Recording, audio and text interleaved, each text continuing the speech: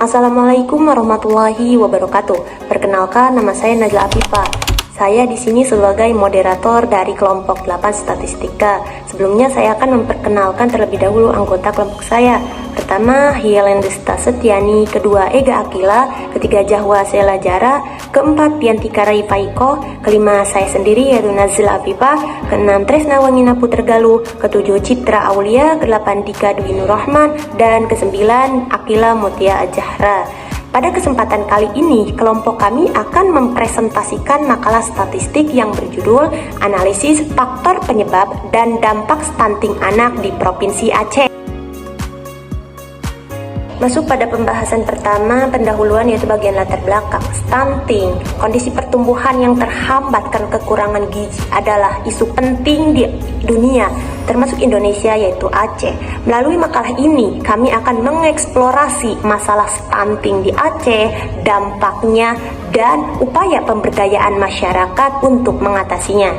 Data menunjukkan tingkat stunting yang tinggi pada anak di bawah 5 tahun di Aceh. Dengan mempertimbangkan angka-angka ini, kita dapat merinci permasalahan, mengevaluasi jangka panjangnya, dan merancang strategi.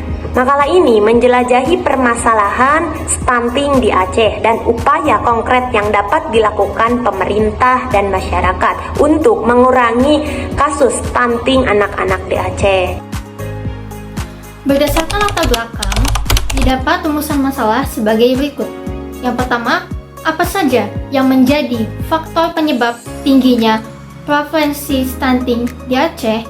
Yang kedua, bagaimana dampak stunting terhadap kesehatan dan perkembangan anak di Aceh? Untuk menjawab kedua rumusan masalah tersebut, didapatlah tujuan sebagai berikut. Yang pertama, untuk mengetahui apa saja faktor penyebab tingginya prevalensi stunting di Aceh. Yang kedua, untuk menganalisis dampak stunting terhadap kesehatan dan perkembangan anak di Aceh.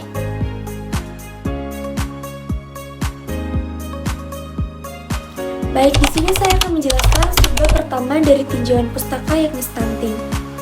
Stunting adalah kondisi ketika tinggi badan seseorang tidak sesuai dengan umurnya, ditentukan oleh skor Z-index tinggi badan menurut umur.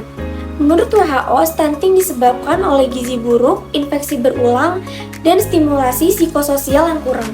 UNICEF juga menyebutkan stunting disebabkan oleh beberapa faktor yang saling berhubungan, seperti asupan gizi yang tidak seimbang, riwayat berat badan lahir rendah, dan riwayat penyakit.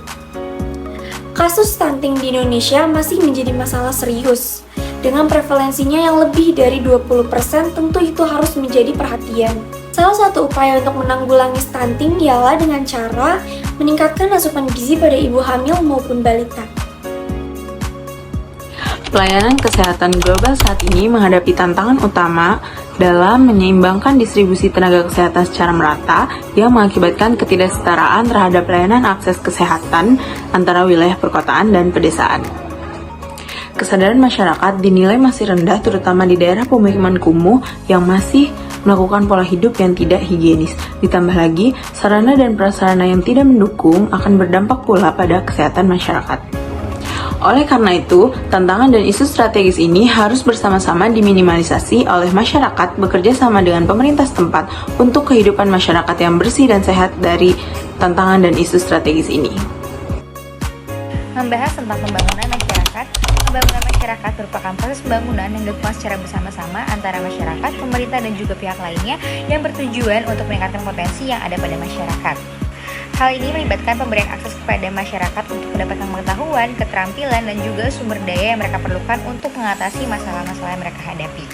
Pada pembahasan kali ini, yaitu pada kasus stunting, terdapat dua contoh pemberdayaan masyarakat yang dapat dilakukan. Pertama, yaitu melalui tahap penyadaran di mana pencegahan stunting merupakan tugas seluruh lapisan masyarakat bersama pemerintah dan juga tenaga kesehatan. Yang kedua yaitu melalui peningkatan pengetahuan masyarakat melalui perbaikan lingkungan, usaha, pendapatan lingkungan, dan kehidupan masyarakat itu sendiri. Selanjutnya adalah metodologi. Yang pertama adalah data. Jenis data yang digunakan adalah data sekunder.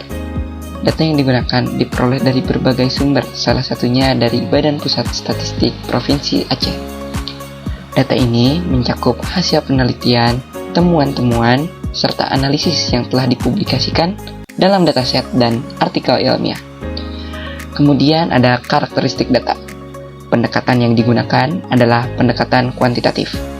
Pendekatan ini berfokus pada penggunaan data yang dapat diukur dan dihitung. Data yang digunakan dapat berbentuk tabel, grafik, dan lain sebagainya untuk memudahkan pembaca dalam memahami data. Selanjutnya, sumber data.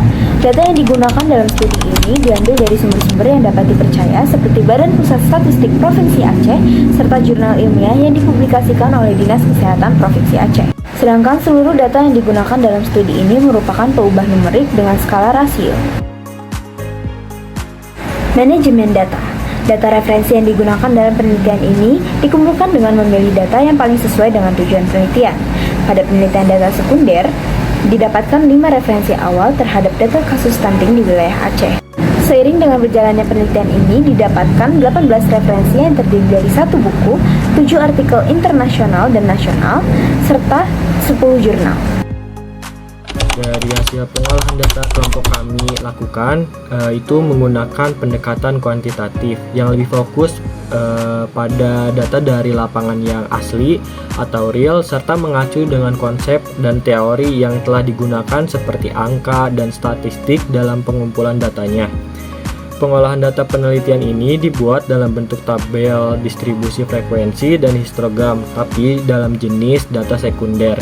Nah, data sekunder itu merupakan data dengan informasi dari sumber yang telah ada sebelumnya seperti dokumen-dokumen penting, situs web, buku, dan sebagainya, lalu kita olah kembali. Nah, untuk mengolah data-data tersebut, kami menggunakan aplikasi Microsoft Excel karena aplikasi tersebut memiliki fungsi yang baik untuk mengolah data serta memiliki berbagai fungsi statik yang dibutuhkan untuk mengolah data sekunder. Dan biasanya juga aplikasi tersebut digunakan untuk membuat tabel dan juga grafik. Seperti contohnya yang kelompok kami buat adalah grafik tentang berat badan bayi di Provinsi Aceh, tentang rumah sakit yang telah terakreditasi serta kesehatan yang ada di Provinsi Aceh. Selanjutnya, pada makalah ini, data yang kami dapatkan tentunya bersumber dari yang terpercaya.